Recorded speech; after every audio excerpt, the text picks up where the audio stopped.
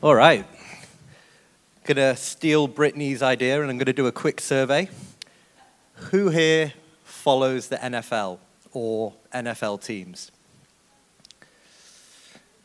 We're at about 30% there, Gerrit. Bit of work to do to get more fans. I promise you by the end of this panel, everyone will have their hand up.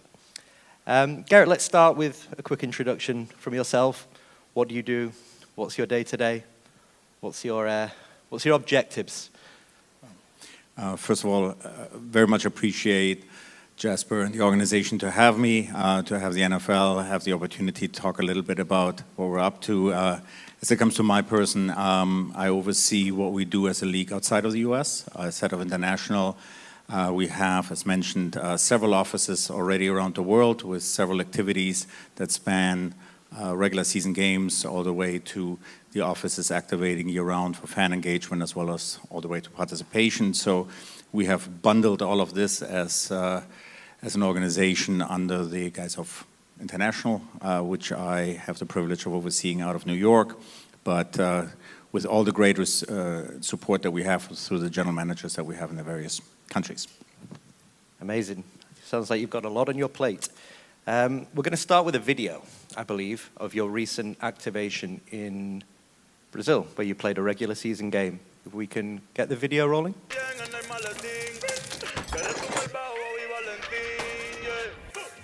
You can't really expect all the best athletes to just be in the United States of America, right?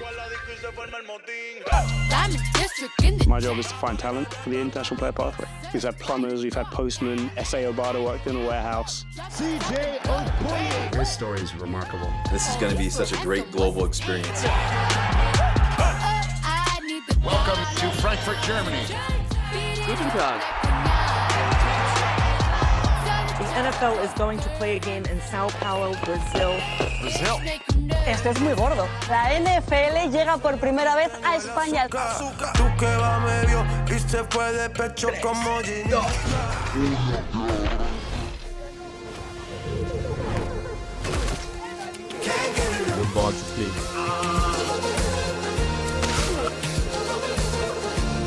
Breaking news, it concerns Wales wing Lewis Rees-Zammit, and he's going to be going off to the NFL. To represent my country at the Olympic Games is a dream come true. Change the game, baby.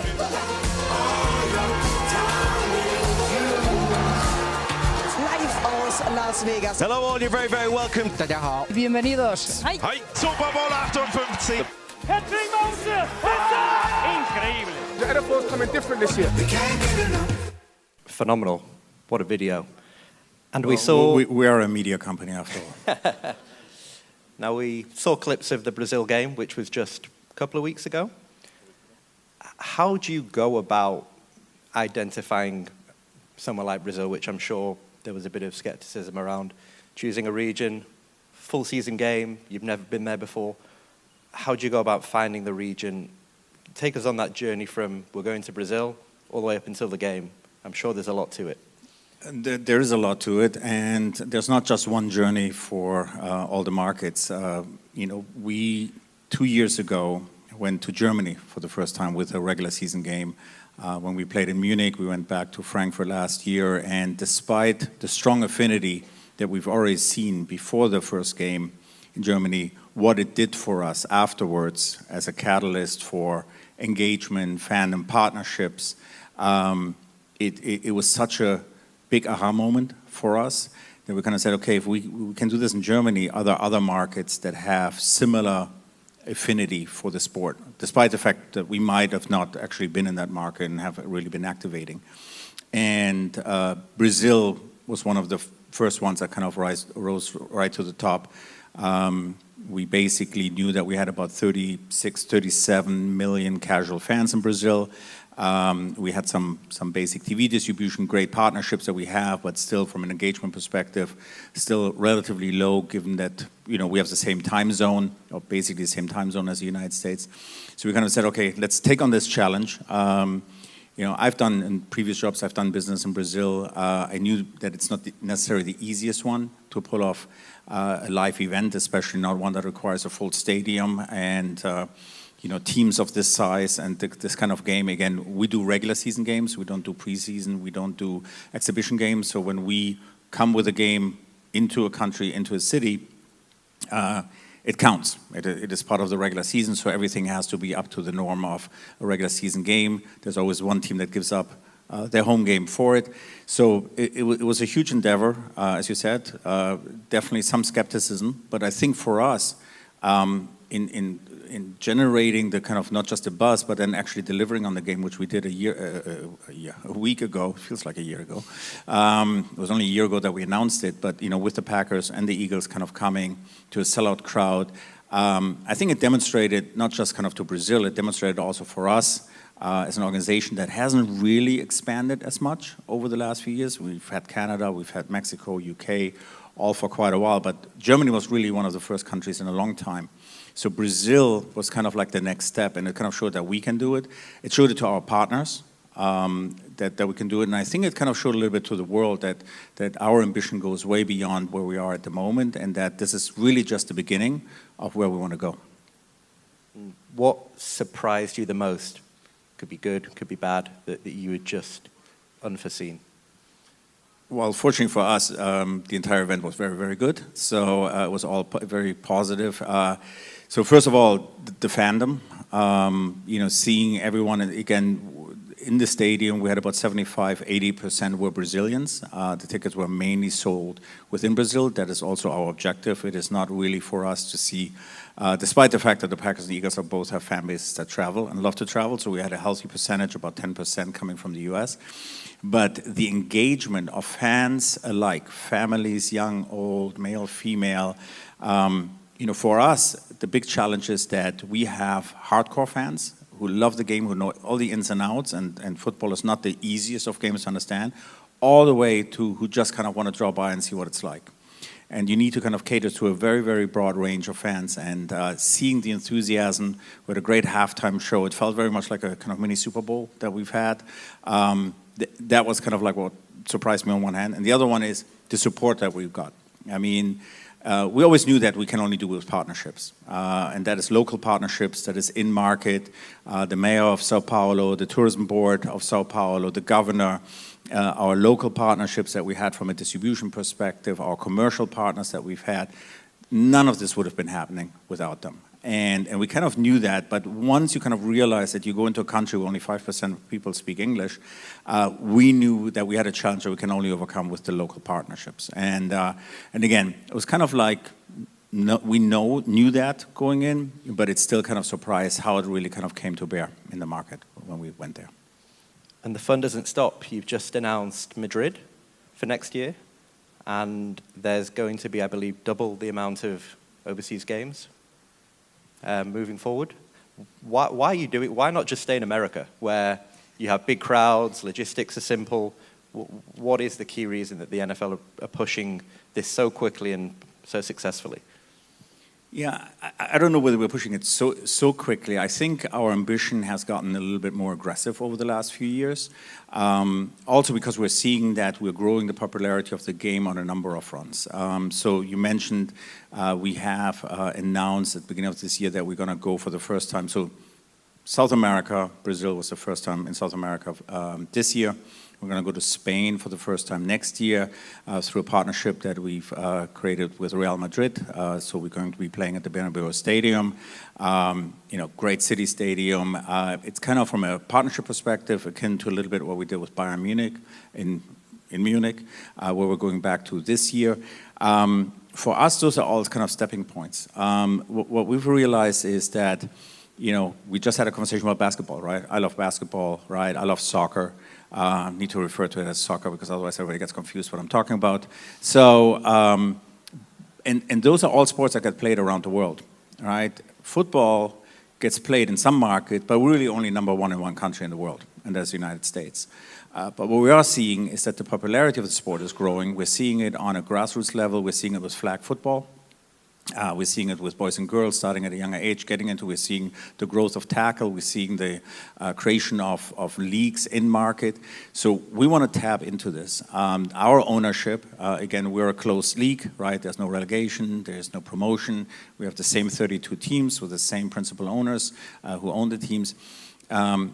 Most of them have sports investments beyond the NFL. So they have seen kind of like where sports is going, we're seeing where entertainment is going, we're seeing especially where sports and entertainment is going, we're seeing where live events are going, specifically after the pandemic, we see where media rights are going. From an NFL perspective and from who we are, we believe we play into a lot of these trends. So therefore we believe there's a lot of opportunity. We see it on the fan base, we see it in the engagement. So we believe if we have a good strategy that allows us to really focus on the markets that we can make a difference in, and to which we can commit long term. The really, really important thing for us is, which is maybe different to some of the entertainment properties, that we're not, just coming to town and leave. When we come, we would like to stay. And we come back repeatedly, we want to invest. The economic impact that we're providing is very, very important. When we did Frankfurt and Munich, those are 80 to 90 million in economic impact to the region. We have probably about 60 million in economic impact to Sao Paulo. Those are meaningful economic contributions that we can deliver. We announced, as we went to Brazil, that we have a general manager now for NFL Brazil. We're creating an office. We will hire people. That is very common for the markets we go into, because the partnerships that we get in return very much expect that from us, right? Nobody really wants to partner with you if you're just kind of coming and then you're not coming back. So every market is chosen carefully, and then we have a plan to kind of go there. So we're now looking at new markets, that whether that's in Europe, South America we're already in, obviously Asia, otherwise, we wouldn't be talking. Any spoilers? No spoilers at the moment, but we are looking and we're exploring. I also always say we invite anyone who would like to partner with us, right? We like to have anyone's help, whether that's a city, whether that's a stadium, whether that's commercial partnerships. We're new to the market. We have to do a lot of learning to do. We know what we're good at, but we also know what we don't know. And that really requires the kind of partnerships that we're looking out for as we're expanding into new markets. And talking of investing in markets, a lot of the teams now are investing in regions with the Global Markets Program. We've got the LA Rams in about 5 or 6 Asian countries. The Eagles are out here. How did that initiative come about, and what success are you seeing off the back of it? Yeah, so, as you mentioned earlier, our clubs were getting more and more kind of antsy and ambitious about their international ambitions. Where our league maybe it's a little different to some other leagues, is if our clubs would like to go into a market to market themselves versus, for example, soccer clubs, if, mentioned Bayern Munich, Real Madrid, if they want to play in Asia, they come and they have a either a preseason game or they have an exhibition game, etc. Our clubs require to run through an application process internally through the league where they apply for the rights to market themselves in a local market. And that usually is based on a strategy, that's based on some planning. You mentioned the Rams. The Rams have a very aggressive Pacific Rim strategy, Korea, Japan, then China, Australia. We see the Dolphins going aggressively after LATAM, kind of Spanish-speaking, kind of like through Spain and Colombia, Mexico, etc. So we're getting the push from the clubs. And so we kind of, last year we pushed back and said, okay, if that's what you want to do, we need to invest. So at the moment, we are in market 4 to 5 regular season games a year. We had ownership vote last December during the annual ownership meeting to increase that starting next year all the way up to 8, 9 games, really giving us the inventory to come to new markets.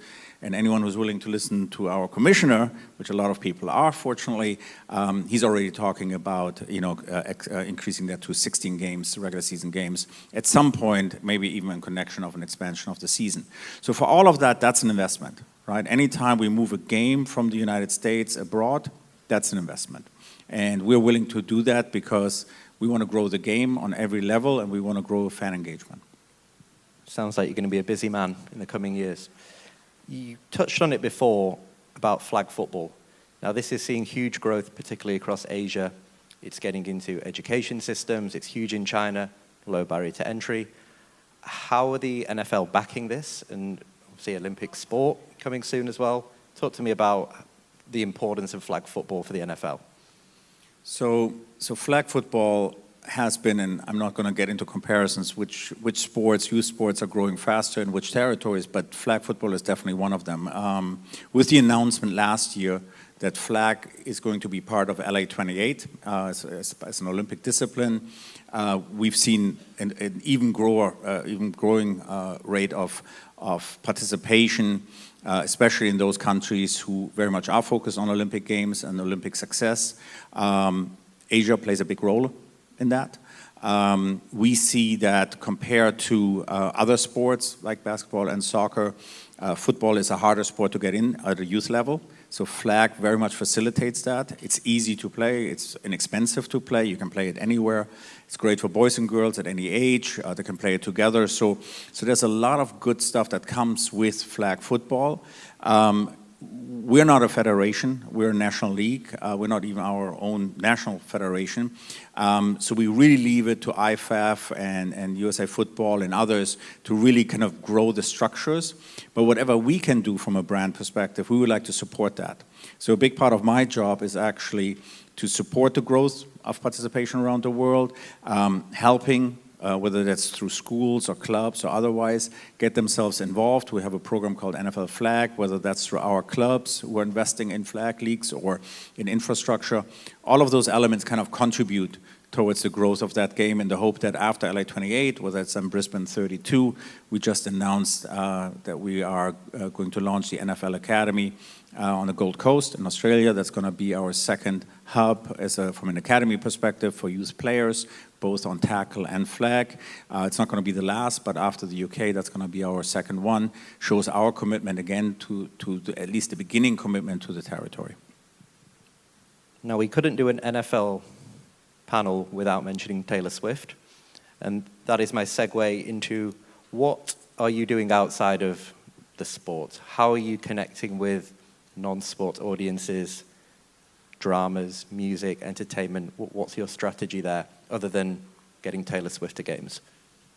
Can't speak specifically to Taylor. I think what I think it shows is, and our data shows that as well, is the number one entry point for anyone you asked earlier who's following the NFL, who's following maybe a club. But if you ask actually who's ever seen any part of the Super Bowl, usually get a lot more hands up, because Super Bowl is the number one entry point, not surprisingly, given the halftime show and depending on what program you watch, the commercials that go around it. So I think the cultural relevance piece has always been a big factor for the NFL and Super Bowl. Unfortunately, the Super Bowl is the last game of the season. So when we get people coming in and say, that was really great, I loved that, I loved everything I was saying. When it's the next game, it's like, well, that's 8 months from now. Or 7 months. So what we're seeing is the cultural relevance plays a role. We live through the storytelling. We live through the characters that are the athletes and everything that they do as part of the game, but part of the clubs. So we're bringing that in locally. Brazil was a really good example. We had a halftime show with Anitta. Anyone who's into Latin culture understands that, she's one of the biggest stars that Latin right now has to offer. We do ourselves, incorporating into the local culture, whether that's by design or whether that is through the arts and everything else. For us, it's very important that we are ingraining ourselves in both the sports as well as on the entertainment side and everything that we do, and cultural relevance plays a really, really big part of that. And I think what Taylor has shown with her relationship with Kelsey and how she's connecting to the game is that it resonated kind of way beyond kind of what is the hardcore fandom that we have in the US. And so I think it shows that there's multiple ways of finding a way to the game of football. We've got 1 minute left. You had I know it wasn't in Asia, but you had a really good activation in the UK with Toy Story. Can you talk a little bit about how that came about and what that looked like? So what that looked like is, through our partnership with Disney and ESPN, we did an alternate broadcast last year. Basically, all the players are tagged anyhow for measurement of data and otherwise. But what Disney was able to do is to basically mirror the movements of the players in real time and put it into Andy's kind of living room. So anyone who now doesn't know Toy Story, but that's, you know, the boy who has all the toys kind of like playing.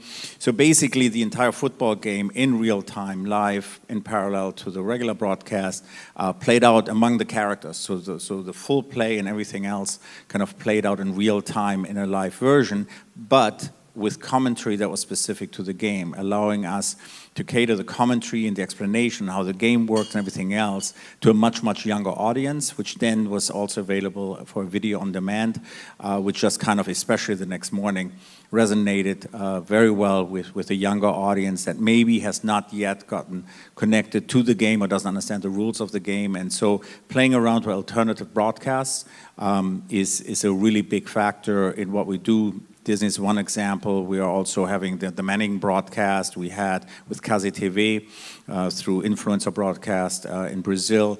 We're just kind of seeing that, you know, the traditional way of broadcasting game has evolved and is evolving, and we want to be part of that. Amazing.